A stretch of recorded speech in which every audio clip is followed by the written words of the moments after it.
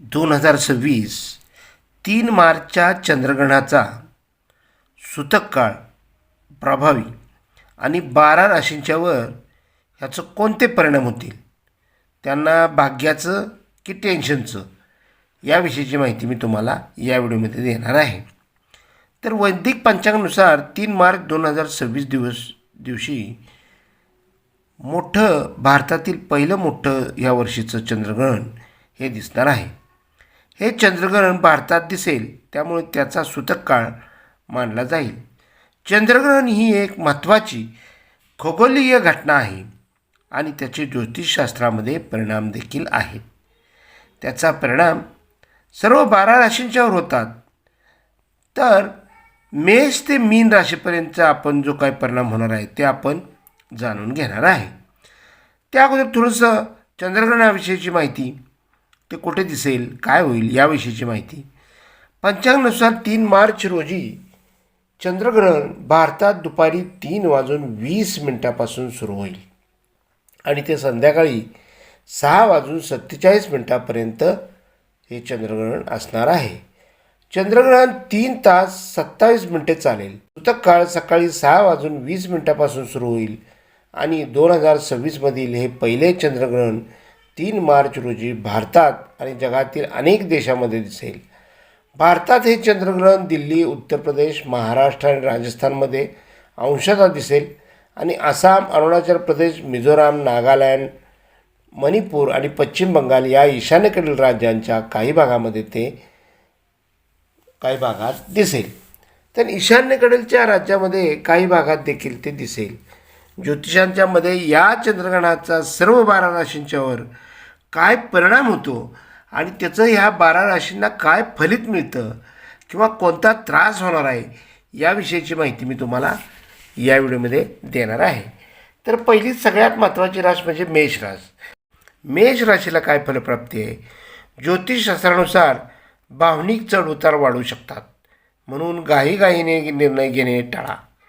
मित्र आणि तुमच्या नेटवर्कशी व्यवहार करताना काळजी घ्या.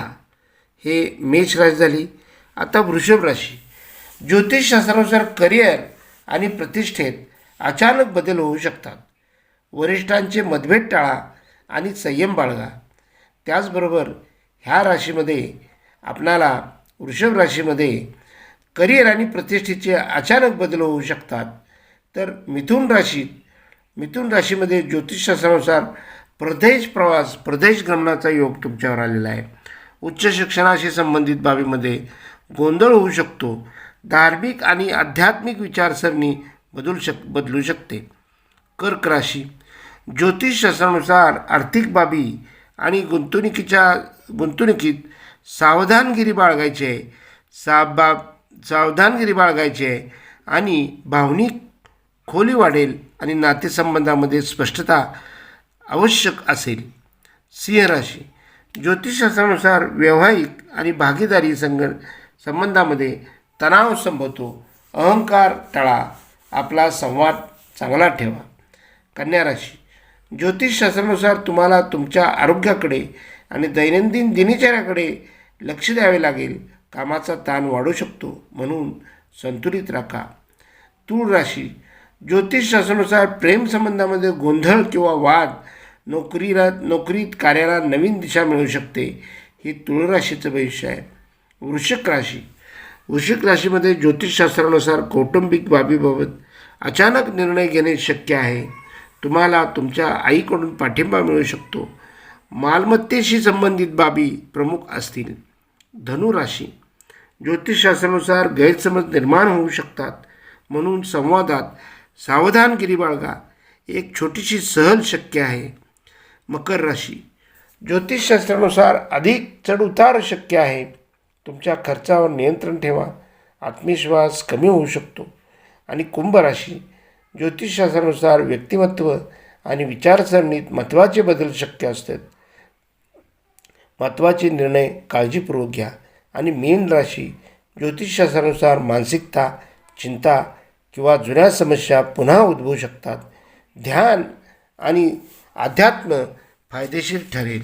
तर अशा प्रकारे ह्या चंद्रग्रहणाचा जो आहे तो ह्या 12 राशीवर त्याची फलप्राप्ती होणार आहे. आता ह्याच्यामध्ये अजून थोडक्यात जर तुम्हाला सांगायचं झालं तर हे जे सूर्यग्रहण आहे आपलं चंद्रग्रहण आहे त्याचे शुभफल ते फक्त तुम्हाला सांगतो. शुभफल मिथुन राशीला शुभफल आहे. तूळ, वृश्चिक आणि मीन यांना शुभफळ आहेत. तुमचं शुभ कार्य कोणतेही तुम्हाला त्याच्यात हे होणार नाही, त्रास होणार नाही. त्यामुळे तुम्ही या ग्रहणाचा तुम्हाला चांगला परिणाम तुमच्या राशीवर जाणून म्हणजे होतो.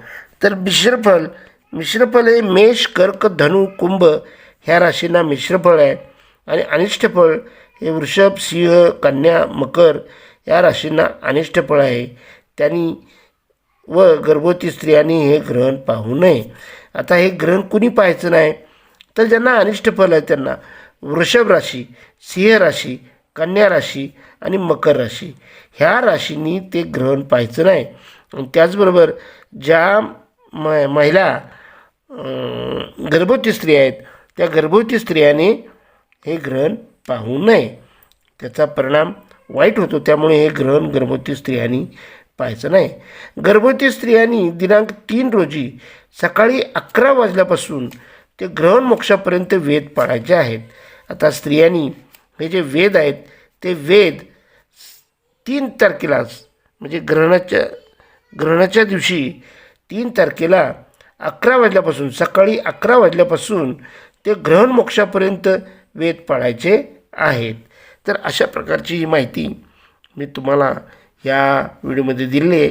जर तुम्हाला ही आवडली असेल तर लाईक करा, कमेंट करा आणि माझ्या चॅनलला सबस्क्राईब करा. धन्यवाद.